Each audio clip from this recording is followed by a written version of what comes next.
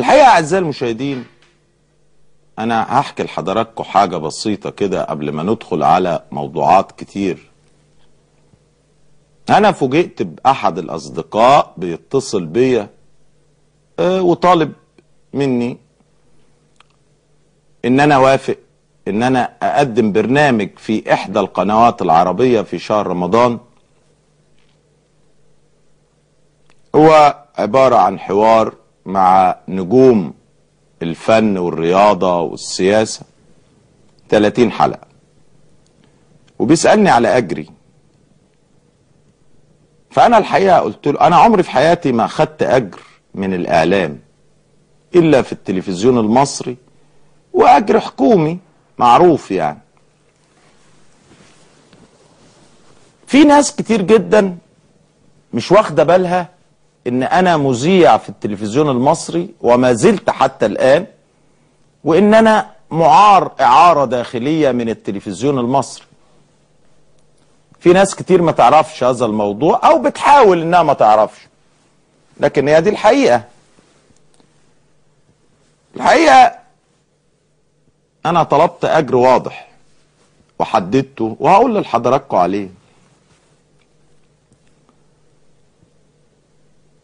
أولا أنا قلت أنا عايز في النص ساعة 10,000 دولار أجر، ولو 45 دقيقة تبقى 15,000 دولار، ولو ساعة يبقى 20,000 دولار أجري كمذيع في الساعة. يعني ده طبعا أعلى أجر لمذيع في الوطن العربي.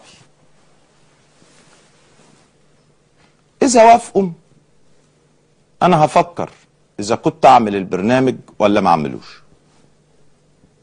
الحقيقة هم قعدوا يتفاصلوا معايا علشان أخفض هذا المبلغ شوية، وقال لك إن هذا المبلغ يعني ده قريب من 3-4 مذيعين على مستوى العالم بياخدوه. يعني فأنا قلت لهم إذا كان في مذيع في الوطن العربي كله من أقصاه إلى أقصاه عليه الناس بتشوفه وبتسمعه زيي، أنا مستعد إن أنا أتنازل عن كل أجري لهذا المذيع. طبعا زي ما حضراتكم عارفين، متوسط ما يشاهد برنامج مصر اليوم في الحلقات اللي أنا بقدمها 40 مليون إشارة.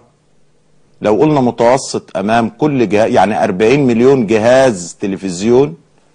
لو قلنا إن المتوسط اللي بيشاهد الجهاز 3 أشخاص، يعني برنامج مصر اليوم بيشوفوا متوسط 120 مليون مشاهد عربي، وده لا يضاهيه أي برنامج.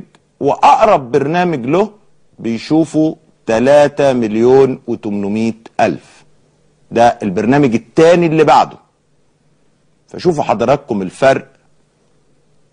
لو قلنا 4,200,000 من عندي، يعني الفرق 36 مليون إشارة تلفزيونية بين أول برنامج وبين البرنامج الثاني اللي بيأتي بعده. حقيقة الأمر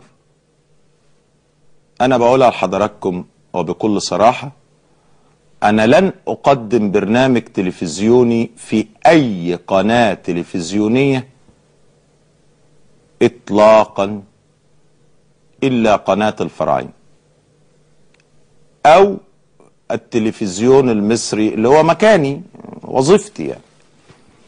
يعني دول المكانين اللي أنا ممكن أقدم فيهم برامج تلفزيونية، إما التلفزيون المصري وإما القناة الفراعين فقط.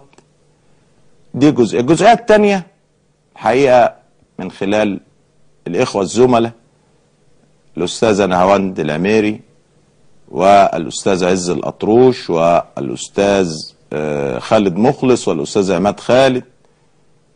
الحقيقة قعدنا وخدنا قرار إن أنا لا أظهر في أي برنامج إطلاقا، سواء ضيف أو مش ضيف، خارج قناة الفراعنة.